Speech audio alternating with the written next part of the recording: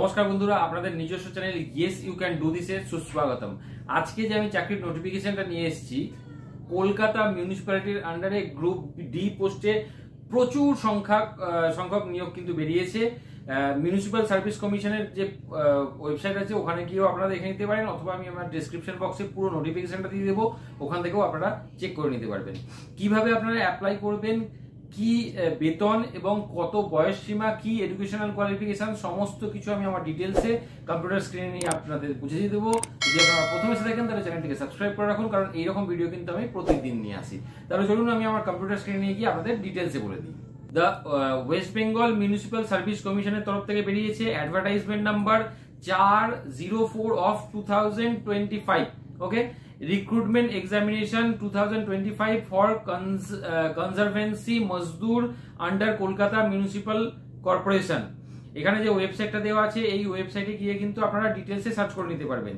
কিভাবে মানে পোস্ট এবং কিভাবে অ্যাপ্লাই করতে হবে সব আমি ডিটেলসে বলে দেবো। দেখুন, পোস্ট হচ্ছে কনজারভেন্সি মজদুর। এখানে 675টা টোটাল সিট আছে। 675টা, যেখানে আনরিজার্ভ আছে 221টা। এছাড়া হচ্ছে আনরিজার্ভ এক্স সার্ভিসম্যান 38টা, পিডব্লিউডি 29টা। এইভাবে কিন্তু পুরো যে ক্যাটাগরি আছে সেই ক্যাটাগরি কিন্তু দেওয়া আছে। পে লেভেল হচ্ছে রোপা নিয়ম অনুযায়ী 2019-এর নিয়ম অনুযায়ী আপনাদের বেতন হবে প্রায় 20-25 হাজার টাকা কিন্তু বেতন হবে। সেক্ষেত্রে কোয়ালিফিকেশন এবং age, qualification read and write, মানে যদি লিখতে পড়তে পারেন তাহলেই কিন্তু আপনাদের হয়ে যাবে। আর এজ হচ্ছে 40 বছর, কিন্তু 1 জানুয়ারি 2025 অনুযায়ী 40 বছরের নিচে হতে হবে। এসসি এসটি ওবিসিদের ক্ষেত্রে কিন্তু বয়সের ছাড় আছে, যেটা সরকারি নিয়ম অনুসারে হয়।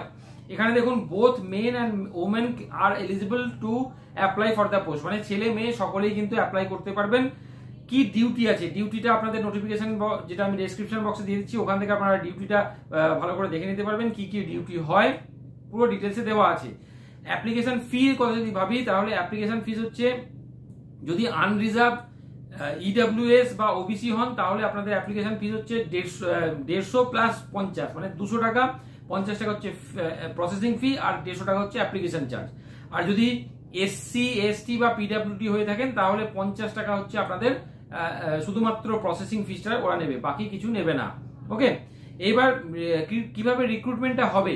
রিক্রুটমেন্টটা যেটা স্কিম বা সিলেবাস, সেটা হচ্ছে এক্সামিনেশন ডেট সমস্ত কিন্তু উইল বি পাবলিশ, মানে পাবলিশ করা হবে। এই যে ওয়েবসাইটটা আছে www.mscwb.org, এখানে কিন্তু সময় সময় ওরা আপলোড করবে।